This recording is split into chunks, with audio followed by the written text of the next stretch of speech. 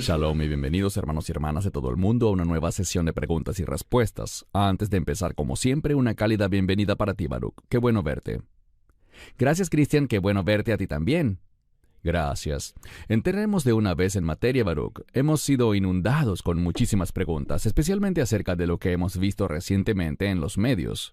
Muchas cosas están pasando y la gente tiene dudas.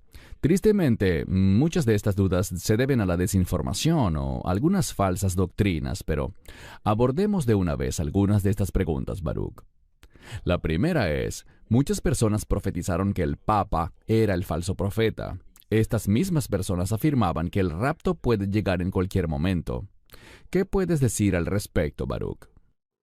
Personalmente creo que el Papa, espiritualmente hablando, no es relevante en nada que tenga que ver con la profecía bíblica. El falso profeta, como dice en la pregunta, si buscas primero en Apocalipsis capítulo 13, parece haber una conexión entre el anticristo y el falso profeta. No creo de ninguna manera que el Papa tenga alguna relevancia profética. Este Papa que falleció era un impío. No representaba para nada la verdad bíblica. ¿Lo considero alguien falso? Sí, en el sentido de que no era un verdadero creyente, pero no veo ninguna relevancia profética en él. Y en cuanto al rapto o el arrebatamiento, yo diría que es una enseñanza falsa esta doctrina de la inminencia del rapto. Si te fijas, vemos que la Biblia es muy específica sobre el orden de los eventos y, en mi opinión, el último evento que la Iglesia verá es la abominación desoladora. ¿Qué significa eso? Significa que el arrebatamiento no ocurrirá antes de la abominación desoladora. Quiero que todos busquen cuando puedan 2 a los Tesalonicenses capítulo 2, porque creo que allí se enseña claramente que la abominación desoladora debe tener lugar antes del arrebatamiento. Así que rechazo radicalmente la doctrina de la inminencia del rapto. Si analizas los versos de la Biblia que algunos proporcionan como apoyo para esa doctrina de la inminencia, ninguno afirma que el rapto pueda ocurrir en cualquier momento. Simplemente dicen que debemos estar velando, que debemos estar esperando este evento maravilloso. Pero eso no significa que sea inminente. Simplemente porque no sabemos el día ni la hora, eso no significa que pueda pasar en cualquier momento. Esa es una lógica equivocada. Es así, y me alegra que hayas mencionado este pasaje porque lo discutiremos en detalle. Hace poco iniciaste una serie titulada Verdades de los Últimos Tiempos, que está fantástica, la recomiendo a todos. Y una cosa que me llamó la atención fue que mencionaste Mateo 24:36, que dice, «Pero el día y la hora nadie sabe, ni siquiera los ángeles del cielo, sino solo mi Padre». Explicaste en ese video muy claramente que esto se relaciona con el harpazo, nuestra esperanza bendita, el arrebatamiento de la iglesia, con algunas de las cosas posteriores que describe la Escritura. Pero creo que lo más interesante, y me gustaría que lo comentaras ahora, es que en el texto original esto significa algo como... Y por favor, no pretendo colocar palabras en tu boca, pero creo que implica que nadie nunca lo ha sabido, nadie lo sabe y nadie lo sabrá, aparte del Padre, lo cual descalifica totalmente a estos falsos maestros que vemos diciendo que el rapto ocurrirá con esta luna de sangre o que ocurrirá en la fiesta de las trompetas. Tus comentarios.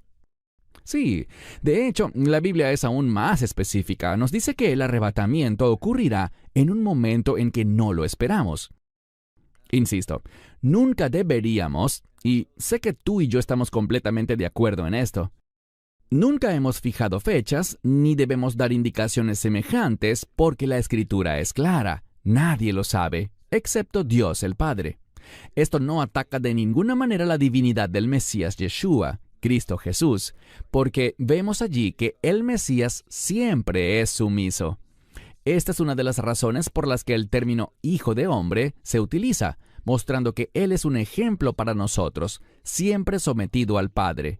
Él está esperando no porque sea menos que el Padre, sino porque es su Hijo que lo obedece a la perfección. Debemos estudiar para presentarnos ante Él aprobados. Debemos estar en la palabra de Dios, pero no sabremos el día ni la hora. Lo que sí creo que habrá es indicios de que el momento se acerca, cuando veamos que ciertas cosas estén ocurriendo. Una de nuestras escrituras favoritas, hablando por ti y por mí, es: cuando vean que estas cosas comienzan a suceder, levanten sus cabezas y prepárense, porque su redención se acerca. Habrá indicios de que se acerca, pero no sabremos el día ni la hora. Gracias. Otra pregunta. Hay un gran aumento de experiencias cercanas a la muerte reportadas, en las que las personas mueren y ven a sus seres queridos en sus habitaciones. ¿Es esto bíblico? Hablábamos de esto, Baruch, antes de grabar el video, y vamos a grabar un podcast completo sobre este tema muy pronto. Será publicado quizá la semana que viene, y el tema será específicamente la necromancia con otros temas relacionados. Pero te doy la palabra para tus comentarios, Baruch. Ciertamente no es nada bíblico. No vemos nada en la Escritura que hable sobre experiencias cercanas a la muerte. Creo que es un término creado por los hombres. No lo encontramos en la Escritura. En mi opinión, y no estoy criticando por criticar, pero se nos encomienda que hablemos con franqueza y claridad. Para mí, todo esto es una gran manipulación emocional, intentando simplemente que las personas compren un libro, hagan clic en un video o lo que sea. No tiene nada que ver con la verdad bíblica. Insisto, las personas están vivas o están muertas. Para mí no existen estas experiencias cercanas a la muerte. Son un mero invento de la imaginación popular sin base alguna en la verdad. Y creo que tú y yo, Baruch, a lo largo de los años, mientras hemos grabado videos, hemos recibido... Bueno, la gran mayoría de los comentarios y correos electrónicos son muy positivos. Son una bendición para nosotros. Alabamos a Dios por eso. Pero sabes, hay una pequeña minoría que es muy crítica ante algunas de las cosas que decimos. Sé que tú y yo estamos de acuerdo en esto. La Escritura es muy clara, que cuando una persona muere, hay solo dos destinos posibles. No hay punto medio. Ciertamente no existe el purgatorio como enseñaban los católicos. O aceptas el Evangelio con Yeshua, confesando que Él murió y resucitó, y naces de nuevo, y estás en la presencia del Señor, o entras en una separación eterna de Dios. Solo voy a citar la escritura de 2 Corintios 5:8. Digo que estamos confiados y más bien quisiéramos estar ausentes del cuerpo y presentes al Señor. Si puedes hablar un par de minutos más sobre qué sucede inmediatamente después de que muere un creyente, Baruch, un discípulo de Yeshua, ¿qué pasa una vez que esta persona muere? Si eres creyente, como acabas de decir, Christian, en un abrir y cerrar de ojos, cuando la persona muere... ¿Y qué es la muerte? Es cuando el alma deja el cuerpo. Cuando esa alma deja el cuerpo, si se trata de un creyente o una creyente, instantáneamente, al momento de morir, su alma va a la presencia de Dios. Tenemos una promesa en Juan 14, que donde yo esté, ustedes estarán siempre. Esa es la clave, siempre estaremos. Cuando un creyente muere, esa persona estará para siempre con el Señor, en una relación inseparable en su presencia. Por eso nunca deberíamos temer a la muerte. Insisto, no conozco nada en la Biblia que hable sobre una experiencia cercana a la muerte. O estás vivo o estás muerto. Si eres creyente y mueres, instantáneamente estarás en la presencia del Señor Dios Todopoderoso, su Hijo unigénito y el Espíritu Santo. Así que morir en Cristo, como escribió Pablo a los Filipenses, es ganancia. Sí, amén. Gracias. Otra pregunta. ¿Enseña la Biblia que a veces nuestros amigos e incluso familiares se volverán contra nosotros por causa de nuestra fe? Ciertamente lo enseña, especialmente en los últimos días. Hay un verso de la Escritura que dice que los enemigos del hombre serán los de su casa. Así que, sí, en los últimos días veremos por causa del liderazgo del anticristo, de su imperio, su gobierno y su régimen, que hará que las personas se vuelvan contra los creyentes, e incluso los miembros de la familia se volverán unos contra otros para agradar, satisfacer y obedecer al imperio del anticristo. Así que sí, nos veremos siendo odiados por el mundo y por aquellos que pertenecen al mundo. ¿Crees, Baruch, que este pasaje de Lucas 21, 16 al 18 sirve para responder esta pregunta? Ciertamente, creo que es un texto grandioso que confirma que veremos a los miembros de nuestra propia familia volviéndose contra nosotros debido a nuestra fe y a nuestro compromiso con la verdad bíblica y a nuestra relación con el único Salvador, el único verdadero Mesías, Yeshua HaMashiach, Jesucristo. Amén. Voy a leer la escritura rápidamente. Serán traicionados incluso por sus padres, hermanos, parientes y amigos. Y algunos de ustedes matarán, y serán odiados por todos por causa de mi nombre. Pero ni un cabello de su cabeza perecerá. Un pasaje maravilloso. Siguiente pregunta. Constantemente vemos que se desenmascaran falsos maestros por diferentes razones. ¿Por qué entonces la gente sigue apoyando a estos lobos? Tengo dos escrituras que compartiremos, Baruch, pero creo que también basándome en otras preguntas muy similares a esta que he recibido. Y de estos hay montones, porque hemos visto un gran número de, entre comillas, pastores cristianos famosos en televisión o en mega iglesias, siendo expuestos por diferentes situaciones, algunos incluso arrestados y con justa razón. Pero la pregunta es bastante lógica. ¿Por qué estas mega iglesias siguen creciendo? ¿Sabes? A pesar de estos escándalos o incluso no necesariamente personas que solo promueven doctrinas equivocadas, sino predicadores que abiertamente han compartido palabras proféticas incorrectas. Como por ejemplo John Hagee, a quien hemos expuesto repetidas veces en el pasado. Hace varios años escribió cuando salieron las llamadas lunas de sangre que el rapto vendría. Y luego publicó otro video donde dijo que en diciembre de 2024 el rapto vendría, pero con todo y eso no ves que estos ministerios disminuyan, por lo que es fácil entender la pregunta. Compártenos tu respuesta, Baruch, y luego comentaremos un par de escrituras. Muchas veces la gente está atada a una personalidad, en lugar de a la verdad de la Biblia. Por eso, incluso cuando estos sujetos quedan expuestos por enseñar falsedades, o incluso por conductas inmorales, ¿qué sucede? Explota el escándalo en los medios, pero aún así, muchos siguen siendo lo que podrías llamar seguidores o fieles a ellos, basándose en emociones en vez de un compromiso con la verdad. La gente es la gente. La pregunta es, ¿por qué siguen apoyando a estos individuos? Sinceramente, no lo sé. Uno pensaría que la gente aprende, pero no es así. Correcto. Leamos un par de escrituras y luego las comentas, Baruch. Segunda a Timoteo 4:3. Porque vendrá un tiempo cuando no tolerarán la sana doctrina, sino que teniendo comezón de oír, acumularán para sí maestros conforme a sus propias concupiscencias y apartarán de la verdad el oído y se volverán a las fábulas. Tus comentarios, Baruch. Bueno, esto simplemente habla de que en los últimos días habrá un segmento, no de verdaderos creyentes, pero sí de gente que asiste a la iglesia, que se apartarán del camino. No estoy hablando de perder la salvación, sino de gente que nunca ha sido salva y que serán influenciados por el hombre. Serán influenciados por el imperio del anticristo, se dejarán agobiar por los afanes de este mundo y se apartarán de la verdad.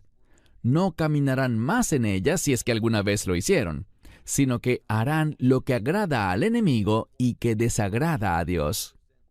Se nos dice una y otra vez proféticamente en el Nuevo Testamento, como este verso lo menciona, que esto sucederá a medida que nos acercamos a los últimos tiempos. Correcto, gracias. Otra escritura que debemos ver es Romanos 1:28. Y como ellos no aprobaron tener en cuenta a Dios, Dios los entregó a una mente reprobada para hacer cosas que no convienen. Tus comentarios, Baruch. Bueno, este es un ejemplo de cómo hoy en día muchos segmentos de la iglesia han comprometido sus valores. Hay cosas que la palabra de Dios claramente dice que no son apropiadas. Una incluso es llamada abominación. Y sin embargo, cada vez vemos más y más supuestas iglesias que están abrazando ese estilo de vida, promoviendo esa conducta inmoral. Es algo vergonzoso. Y diré algo más, que está relacionado con el mismo asunto, y es que vemos dentro de la iglesia hoy en día una gran disposición a comprometer sus valores e involucrarse en asuntos políticos que tampoco son apropiados. Por ejemplo, el aborto. Hay personas que representan diferentes denominaciones, muchas de las cuales tienen sus cuarteles generales en Europa, y que están a favor del asesinato de bebés en vez de abrazar la santidad de la vida. Entonces vemos una gran caída de la fe, lo que Pablo llama una apostasía, apartándose de la verdad para abrazar estas mentiras. Es algo que está creciendo más y más hoy en día, lo cual es frustrante y desalentador, pero Dios advirtió que sucedería. Gracias. Siguiente pregunta. Es una pregunta un poco difícil porque toca un tema delicado, pero creo que es bueno abordarla. Esta dama dice: he sufrido abuso durante años por parte de alguien que se decía cristiana. Otras personas me dicen que la perdone, pero ella no se arrepiente. ¿Acaso la Biblia no enseña que solo debemos perdonar a quienes se arrepienten? Luego veremos la escritura a la que se refiere, pero ¿qué le puedes responder a esta dama, Baruch? Bueno, a veces perdonar a alguien es lo mejor que podemos hacer por nosotros mismos. Pero para responder esta pregunta de manera directa, así como nosotros mismos debemos arrepentirnos, ¿qué significa arrepentirse? El arrepentimiento, en el sentido más esencial, consiste en reconocer las normas de Dios y confesar que las hemos violado. En este caso en particular, yo diría que sería necesario que esta persona reconozca ante aquella a quien ha ofendido que lo que ha hecho está mal, que admita su error, que se ponga de acuerdo con las normas de Dios, las cuales violó y transgredió, y que le pida perdón. Pero, insisto, a veces es muy saludable que simplemente dejemos ir estas cosas. Un asunto de esta naturaleza puede que no sea tan fácil de hacer, pero sin embargo, yo diría que sí. La regla básica es que las personas deben arrepentirse y pedir perdón para poder ser perdonadas. Así es como funciona. Entonces, a la luz de esta pregunta que hizo esta dama, y estoy seguro de que hay muchas otras personas en situaciones parecidas, si la persona que ofendió, o abusó, o hirió a esta persona no se ha arrepentido, entonces, basándonos en Lucas 17, que leeremos, ¿no hay un requisito real para que sea perdonada? Sí, como dice este verso, debemos ir y decir, me arrepiento. Si la persona se arrepiente con sinceridad, debemos perdonarla. Pero, insisto, este perdón no implica que si alguien ha cometido un crimen contra ti, puede que tú lo perdones, pero eso no implica que no debas ir a la policía y denunciarlo. Puede que haya consecuencias y acciones legales que deban tomarse como una sentencia a prisión o lo que sea. El perdón no significa que condones, ignores o te resignes. El perdón, la base para el perdón, consiste en que la persona que falló, si es sincera, y estamos hablando de un abuso catalogado como un crimen, esa persona debe entregarse a las autoridades, debe admitir lo que hizo y recibir las consecuencias humanas, las consecuencias terrenales de sus acciones. No veo que sea parte de la fe simplemente decir, oh, este sujeto cometió un pecado terrible contra alguien, abusó de esa persona, sea cual sea la forma como haya sido ese abuso, pero yo simplemente lo perdono. Y el criminal se va sin ningún tipo de consecuencias. Ese no es el perdón bíblico que vemos en la Escritura. Vemos que para que se concretara el perdón, el Mesías murió en una cruz y derramó su sangre. Él tuvo que pagar un precio. E insisto, si alguien comete un crimen, tiene que hacerse responsable. Uno de los problemas actualmente, y vemos esto con respecto a lo que está pasando en Israel, es que nadie piensa que tenga que hacerse responsable por sus actos. La gente hace cosas terribles y el mundo dice, bueno, solo déjenlos tranquilos y olvidemos el asunto. No, tiene que haber responsabilidad, tiene que haber justicia, tiene que haber un castigo para todo el que cometió estos crímenes tan atroces. Correcto. Y quiero leer esto en Lucas 17. Cuídense. Si su hermano peca, repréndanlo. Si se arrepiente, perdónenlo. Si peca contra ustedes 7 veces al día, y 7 veces se vuelve a ustedes diciendo, me arrepiento, perdónenlo. Creo que es justo decir que nosotros, como creyentes, Si las personas no se arrepienten, no debemos ser tapetes para los no arrepentidos, para que limpien sus pies en nosotros. Y es necesario en tales circunstancias que cortemos estas relaciones tóxicas. ¿Estarías de acuerdo? Por supuesto, el perdón no significa que si alguien te ha traicionado... conozco una situación donde alguien tenía un socio de negocios y este socio le robó un dinero. La persona que perdió el dinero lo perdonó, pero ese perdón no significa que él debe volver a hacer negocios con él y actuar como si nada hubiera pasado. Debemos ser sabios y tener sentido común. Podemos perdonar a la gente, pero, insisto, este pasaje en Lucas demuestra que nuestra intención siempre debe ser perdonar, pero hay un requisito, y ese es un verdadero arrepentimiento, para que perdonemos a esas personas. Y el verdadero arrepentimiento no implica esconderse de las consecuencias, sino enfrentar las consecuencias y corregirlas. Un ejemplo perfecto es cuando alguien le hace un daño a otra persona, y puede ser un daño financiero. Entonces deben buscar enmendarlo de inmediato. Hace poco vi a unas personas en un restaurante y una persona derramó algo sobre su amigo, obviamente sin intención. Y esta persona le dijo: amigo, me siento muy mal por esto. He manchado tu ropa. Al menos déjame pagarla.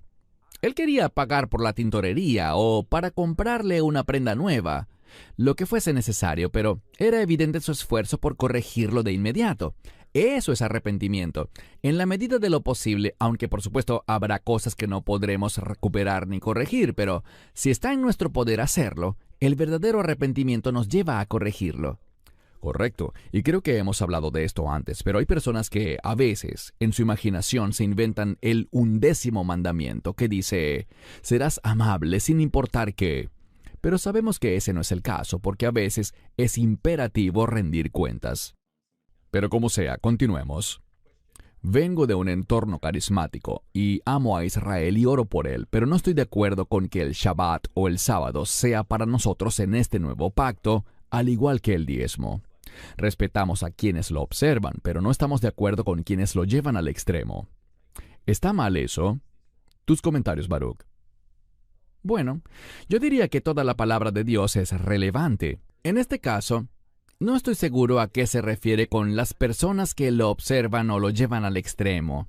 Lo que diría es que el Shabbat es una palabra del reino. Su énfasis es el reposo. El reposo en este caso no es simplemente ocio, sino que el reposo tiene que ver con estar en el lugar correcto. El Shabbat es una preparación para nuestro futuro. Si vemos Génesis 2, no fue por lo que el hombre había hecho que recibió el Shabbat. Fue por lo que Dios había hecho. Y este Shabbat preparaba al pueblo para el futuro. Así que el Shabbat es relevante, pero diré esto para darles tal vez algo de paz mental. ¿Pueden las personas guardar el Shabbat hoy? La respuesta es no. ¿Por qué lo digo? Si buscas Números 28, había sacrificios ofrecidos en el templo, en ese altar, en el Shabbat, especialmente para el Shabbat. ¿Tenemos ese altar hoy en día? ¿Pueden ofrecerse esos sacrificios? Obviamente no. No tenemos un sacerdocio operativo ni existe el templo. No se trata de observar el Shabbat como lo ordena la ley de Moisés. No se puede. Pero podemos aplicar la verdad del Shabbat a nuestra vida, y creo que eso es muy sabio. Lo último que diré con respecto al Shabbat o con cualquiera de las cosas que Pablo dice en Colosenses 2, 16 y 17, es que no se trata de juzgarnos unos a otros. Puedo percibir en esta pregunta que él no está interesado en juzgar o condenar a nadie porque vea el Shabbat como algo relevante o como algo que quiera aplicar a su vida. Así que no se trata de juzgar a los demás y condenarlos rompiendo la comunión. Pero el Shabbat definitivamente sigue siendo relevante hoy en día. Amén. Llegamos al final de las preguntas por hoy, Baruch. Hemos visto muchas preguntas que han surgido debido a todas las cosas que hemos visto últimamente en los medios y en las noticias. La muerte del Papa, que para mí es irrelevante desde el punto de vista de los verdaderos creyentes. Hablo de los discípulos de Jesucristo, de Yeshua HaMashiach. Pero la gente se deja atrapar por esas cosas. Ven las cosas que están pasando globalmente, guerras comerciales, siempre la amenaza de guerra en el Medio Oriente, y vemos mucha ansiedad entre la gente hoy en día. ¿Qué palabras puedes compartir finalmente, Baruch, para la gente que está experimentando este tipo de ansiedad? La fuente de la ansiedad, en primer lugar, no es Dios. Debemos tener eso muy en cuenta. Cuando sentimos estrés, ansiedad y una preocupación que no tiene sentido realista, es el enemigo quien está trabajando en nosotros. Debemos confesar que eso no viene de Dios. Dios nos trae paz, nos da gozo, nos otorga una mente sana, y Él es un Dios que nos anima para que avancemos en su voluntad, cumpliendo su palabra y aplicando la verdad bíblica en nuestra vida. Así que no debemos tener ansiedad. Eso es más fácil decirlo que hacerlo. Algunas personas son propensas a la ansiedad de una manera muy seria. Debemos orar por ellos. Debemos orar unos por otros. Seamos un solo cuerpo. Pero en cuanto a estas cosas, la vida se pondrá más difícil a medida que nos acerquemos a los tiempos finales. Habrá oposición, serias dificultades, pero la buena noticia es esta. A través del Espíritu Santo, a través de la palabra de Dios, podremos ser más que vencedores. Y a esto hemos sido llamados, a vencer. La travesía puede ser dura, pero Dios no nos abandonará ni nos desamparará. Él nos animará, Él nos dará la fuerza. Y vendrá un tiempo de vindicación. Tengamos eso siempre en mente. No nos dejemos atrapar por las dificultades. Alabemos a Dios por el hecho de que tenemos un futuro maravilloso, un futuro eterno. Demos gloria a Dios y sigamos adelante. Gracias, Baruch. Hermanos y hermanas, espero que las preguntas que se han respondido hoy hayan sido de ayuda y consuelo. Siempre los dirigimos directo a la Biblia, que es la única fuente de la verdad. Así que, Baruch, gracias por dedicar tiempo para responder estas preguntas. Ha sido una bendición, y esperamos que nos acompañen en una próxima discusión. Baruch en Israel y un servidor aquí en Australia les decimos shalom y bendiciones. ¿Quieres vivir una vida que sea agradable a Dios? Haciendo las cosas que Él quiere que hagas, experimentando lo que Él desea que experimentes. Bueno, si respondes esa pregunta con un sí, el secreto para experimentar estas cosas es la profecía. Es decir, tú y yo debemos ser personas entendidas en la verdad profética, porque la verdad profética nos prepara para el reino de Dios. Cuando hablamos de los profetas, probablemente algunos de los que vienen a tu mente son Isaías, Jeremías, Ezequiel, quizás el gran sabio Daniel, pero de acuerdo con los grandes sabios judíos, el más grande de los profetas fue un hombre llamado Josea, a quien seguramente conoces como Oseas. Este nombre significa aquel que trae salvación. Y esa es una verdad bíblica importante porque es Dios y solamente Dios quien trae la salvación. Eso implica que para que tú y yo experimentemos la salvación, Dios debe obrar en nuestra vida y debe producir un cambio. Entonces debemos preguntarnos, ¿estoy dispuesto a experimentar esos cambios?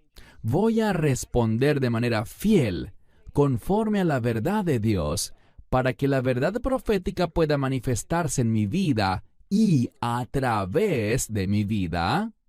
Bien, lo que haremos hoy es comenzar una nueva serie sobre la profecía de Oseas. Y una de las cosas que tú y yo debemos comprender es que ese nombre Oseas, aquel que trae salvación, ese nombre proviene de la misma raíz hebrea que el nombre del profeta Isaías y también que el nombre del Mesías Yeshua, es decir, Jesús. Su nombre proviene del mismo verbo hebreo. Lo que vamos a aprender son los principios sobre cómo podemos experimentar la salvación, o en otras palabras, de cómo podemos experimentar la victoria en nuestra vida. Así que toma tu Biblia y ve conmigo a la profecía de Josea, o el libro de Oseas, capítulo 1. Este fue un hombre que profetizó en el siglo 8 antes del nacimiento del Mesías Yeshua, y lo hizo para el pueblo de Israel. Cuando digo Israel, debemos entenderlo en el contexto adecuado, porque durante el liderazgo, por ejemplo, de Josué y los jueces, e incluso durante el reinado del rey David y del rey Salomón, había una sola nación. El reino de Israel era un solo reino. Pero después de la muerte del rey Shlomo o Salomón, algo cambió. El reino se dividió en dos imperios. El imperio del norte, que retuvo el nombre de Israel, y el imperio del sur, que se llamó Judá. Judá estaba compuesto solamente por dos tribus, Judá y Benjamín, y por supuesto las 10 tribus del norte, que a menudo se mencionan como las tribus perdidas, aunque en realidad no lo están, simplemente fueron llevadas al exilio, durante lo cual fueron absorbidas entre las naciones. Y hablaremos más sobre eso en las semanas que vienen. Pero lo que quiero que hagamos ahora es que entendamos el mensaje simple del amor de Dios que vemos en la profecía de Oseas. Así que ve conmigo por favor al capítulo 1.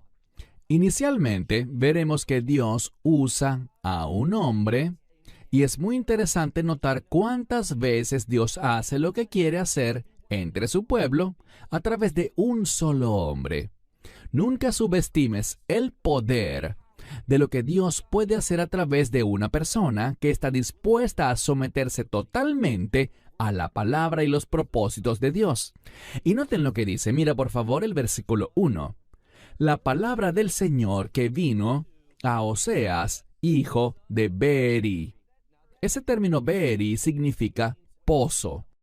Y a menudo la palabra pozo tiene que ver, por ejemplo, el libro de Isaías habla de sacar las aguas de gozo, las aguas de salvación del pozo.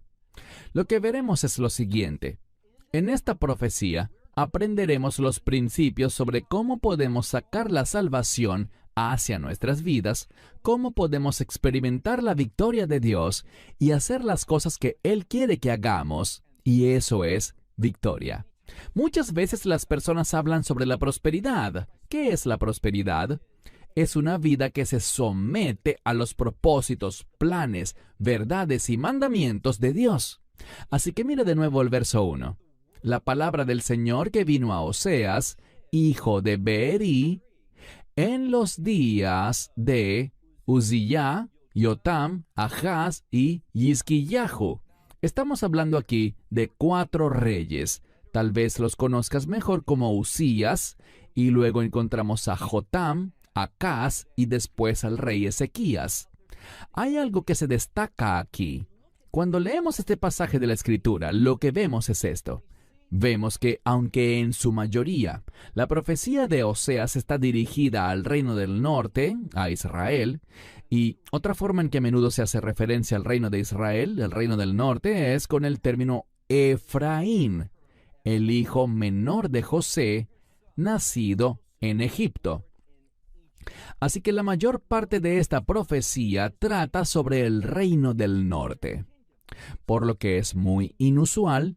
Es algo extraño que cuando comienza este discurso, empieza hablando sobre los 4 reyes de Judá. Si seguimos leyendo, se menciona a otro rey. Sigue leyendo en el verso 1. Al final dice, también en los días de Jeroboam o Jeroboam, hijo de Joás, rey de Israel. Una de las cosas que quiero que notes es esto. Un punto importante que se menciona en esta profecía una y otra vez es que Oseas habla sobre la necesidad de arrepentirse.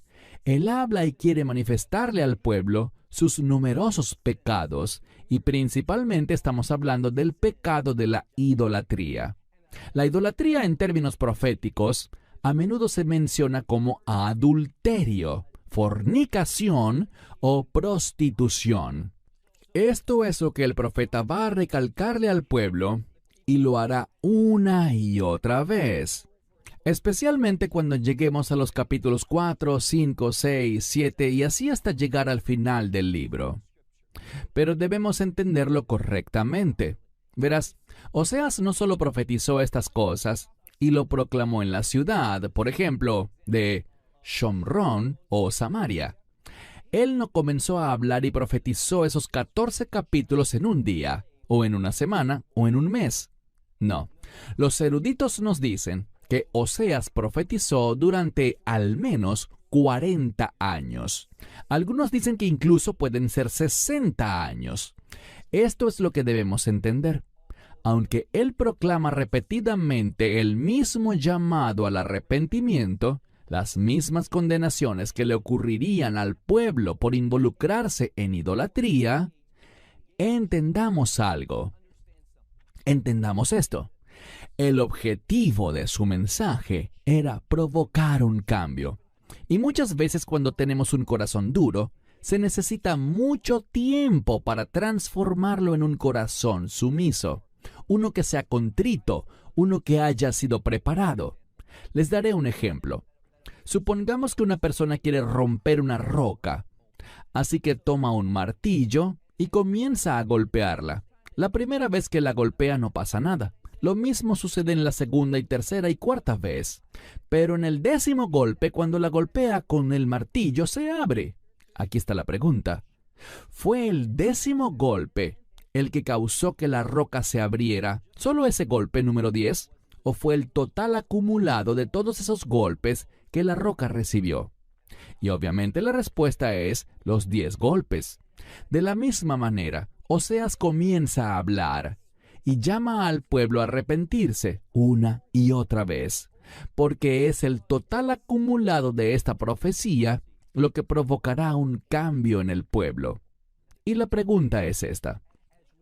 Mientras pasamos los próximos meses estudiando capítulo por capítulo, versículo por versículo, palabra por palabra, estas profecías, el propósito es el siguiente: que en cada ocasión que oigas a veces las mismas cosas repetidamente, ellas comiencen a obrar en tu vida, comiencen a penetrar en tu ser interior, tu corazón, tu alma, para que al final haya un cambio.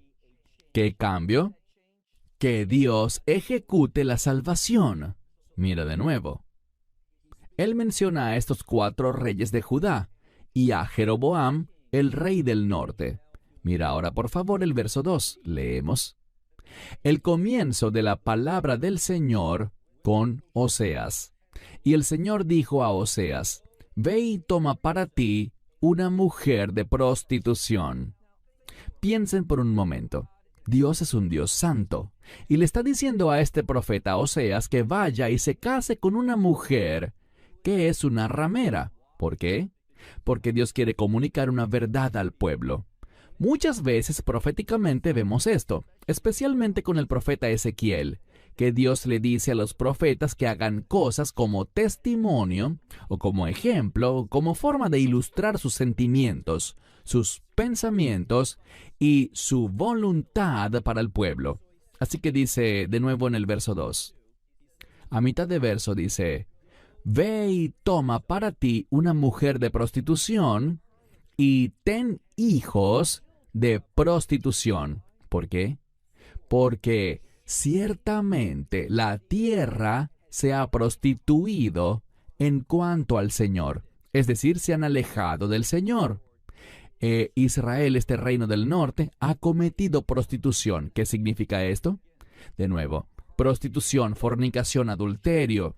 En la profecía, especialmente en el libro de Oseas, esos términos hablan de lo que hemos llamado en hebreo Avodah Zará, un culto extraño, o más precisamente, idolatría. Dios está dolido, está molesto, porque el pueblo se ha apartado, se han alejado de Dios y su verdad, y han abrazado una idolatría que está arraigada en el egoísmo.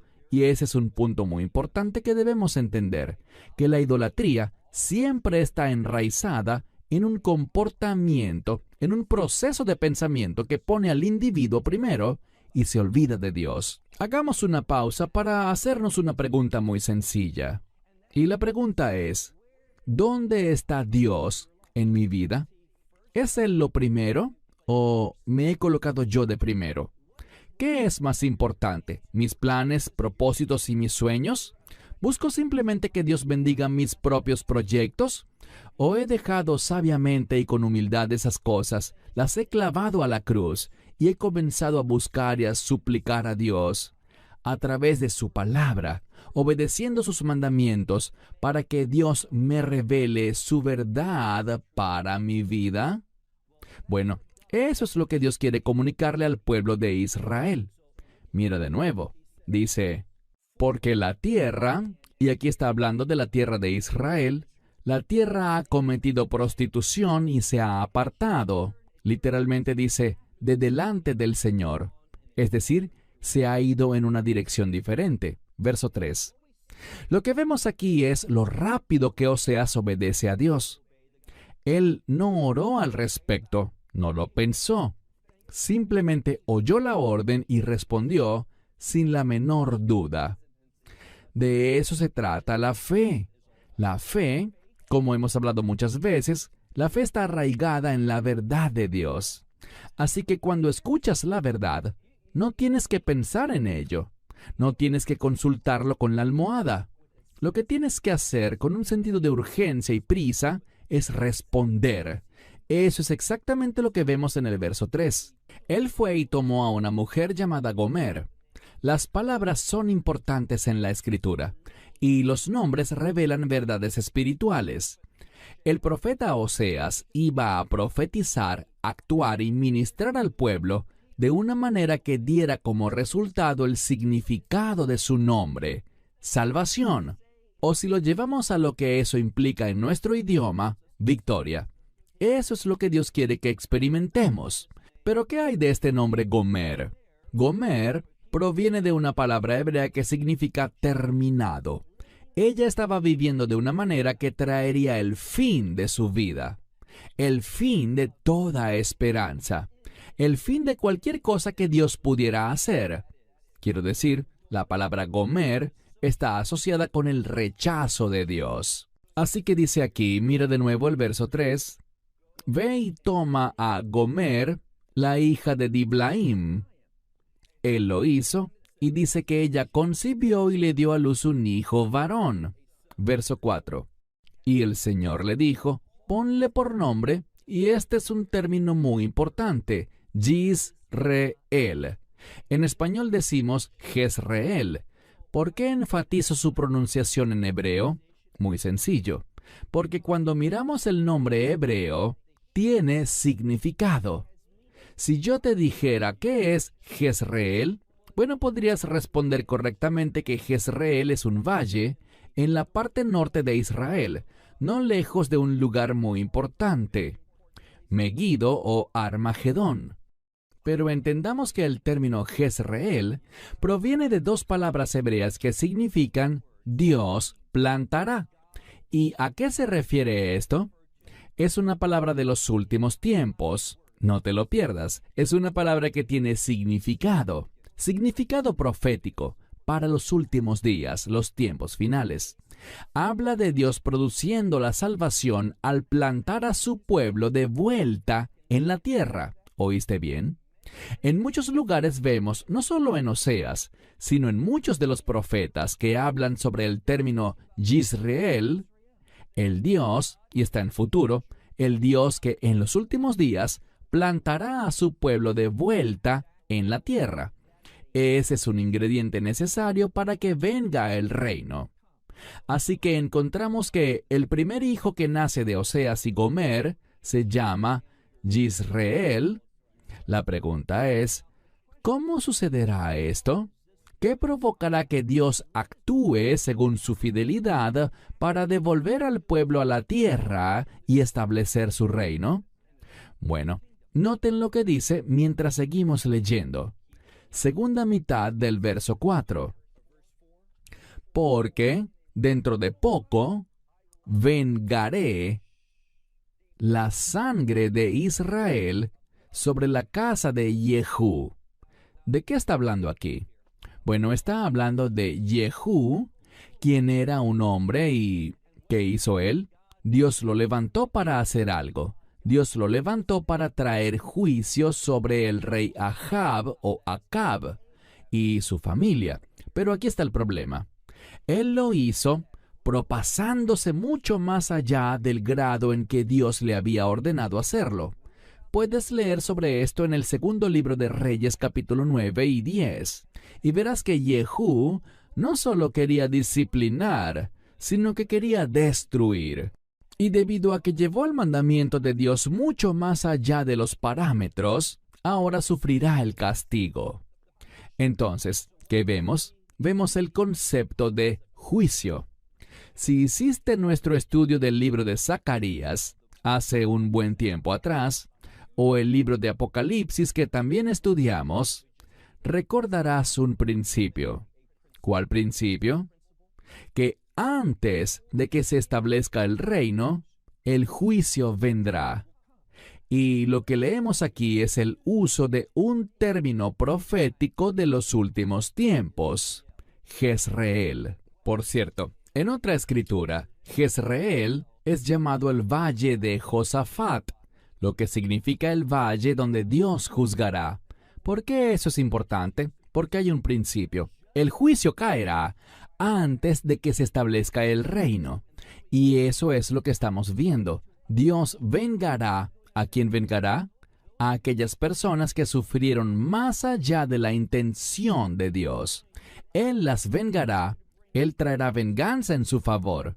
Mira de nuevo. Dice: porque dentro de poco voy a vengar la sangre que fue derramada en este lugar, en el reino del norte, Jezreel, y lo haré sobre la casa de Jehú, y le pondré fin al reino de ¿qué? De la casa de Israel. Dios hará eso, y sabemos que lo hizo. Los envió al exilio. El término hebreo es galut. ¿Cuándo lo hizo? Aproximadamente en el año 721, antes del nacimiento del Mesías. Estas 10 tribus del norte fueron al exilio. Dios nos dice en este primer capítulo que eso sucederá, pero aquí hay un punto importante. A pesar de que el pueblo vea que su reino llega a su fin y sean llevados al exilio, y todas las cosas horribles que ocurrieron debido a su desobediencia, este es el mensaje: Dios no los dejará eternamente separados de Él. Podemos esperar una restauración futura para los últimos días. Y de esto trata Oseas, de decirle al pueblo el proceso y cómo deben responder a este proceso para que puedan volver a experimentar su salvación y ser su pueblo de reino. Así que mira de nuevo, avancemos al versículo 5. Estamos hablando de Jezreel como un lugar de juicio. Y noten lo que dice el verso 5. En aquel día, y ese término siempre es una palabra que implica juicio. En aquel día romperé el arco de Israel. ¿Dónde? En el valle de Jezreel. Un arco es visto como un arma, un poder o incluso un gobierno. Dios está prometiendo que allí, en Jezreel, en ese valle, el mismo valle que es conocido como el lugar de Armagedón, Dios hará ¿qué? Él juzgará a su pueblo. Avancemos al verso 6. Después de revelar esto, dice: y ella, hablando de Gomer, esta nueva esposa del profeta Oseas, dice el verso 6 que ella concebirá nuevamente y dará a luz una hija. Y le dice a él, es decir, a Oseas, ponle por nombre Lo-Ruhama, que significa, Lo significa no, y Ruhama proviene de una palabra que significa misericordia o compasión. Así que Dios no tendrá misericordia ni compasión alguna. ¿Dónde sucederá esto? Sucederá en Jezreel. ¿Qué hará Dios? Él no tendrá misericordia ni compasión por los hijos de Israel. Dice luego, porque, a mitad del verso 6, porque ya no volveré a tener misericordia de la casa de Israel. Porque, y dice, los levantaré. Eso significa que los levantaré, los voltearé. Los levantaré y los dejaré caer. Esa es la implicación. Dios ha dicho con palabras muy duras, no hay más misericordia ni más compasión. Y además, Él traerá destrucción. Pero se pone peor. Pasemos al verso 7. Y la casa de Judá Bien, esta es una verdad profética sobre la separación entre Israel y Judá. Hasta este momento, Judá no había caído en idolatría.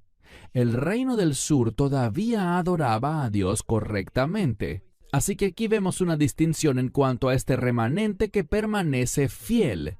Ellos no experimentarán esto.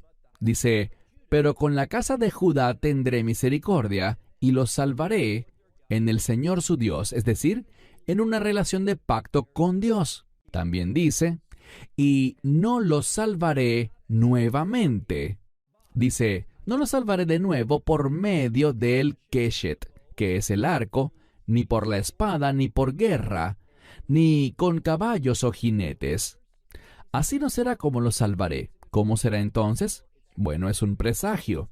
La mayoría de los comentaristas rabínicos ven esto como una victoria sobrenatural, no mediante guerra, espadas, armas, caballos o cualquier otro medio natural. Será a través del Mesías mismo. Él simplemente declarará su victoria cuando regrese y destruya al enemigo. Avancemos al verso 8. En el verso 8 estamos hablando ¿de quién? Hablamos una vez más de Gomer. ¿Y qué hace ella? Dice, y ella destetó a Lo-Ruhama, esta niña, su segunda hija. Ella fue destetada. ¿Y qué pasó? De nuevo concibió y dio a luz un varón. Y leemos, ponle por nombre Lo-Ami. ¿Qué significa eso? Lo-Ami significa no es mi pueblo. Entonces, ¿qué le ha dicho Dios al reino del norte? Ha hecho una distinción entre el reino del norte y el reino del sur, entre Israel y Judá. Judá no ha caído en idolatría, así que esta profecía de juicio no caerá sobre ellos inicialmente, sino que caerá sobre el reino del norte. Y dice, no recibirán mi compasión ni mi misericordia, porque ya no son mi pueblo. Dios ha roto esa relación. Pero quiero que veas algo. Dice, mira al final del verso 9, porque ustedes no son mi pueblo, y yo no estaré por ustedes. Es decir, ya no estaré a favor de ustedes nunca más. Ahora, el capítulo 1 en el hebreo termina aquí. En español sigue adelante por 2 versículos más, así que por hoy solo diré un breve resumen del contenido de esos 2 versículos del capítulo 2 en hebreo, que son los últimos versos del capítulo 1 en español. Aquí vemos una verdad importante. Tan pronto como Dios dice, se acabó, he terminado con Israel, ya no tendré misericordia de ellos, ya no son mi pueblo, el pacto ha terminado. Les digo algo. Una de las cosas más asombrosas que vemos proféticamente hablando es que vendrá un nuevo pacto.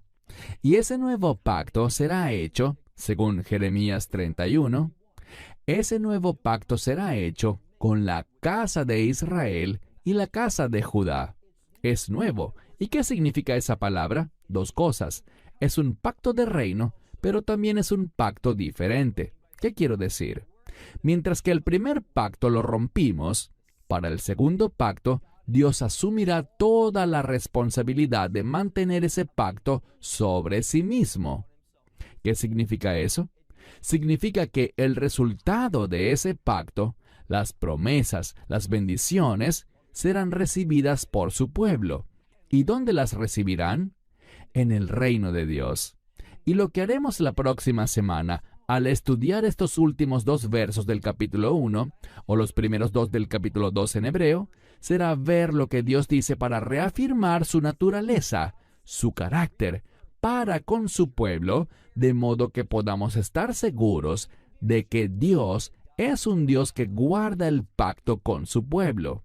Se terminó el tiempo hasta la próxima semana, cuando avanzaremos en la profecía de Oseas. Esperamos que te hayas edificado con el mensaje de hoy y lo compartas con otros. Te invitamos a seguir nuestros estudios.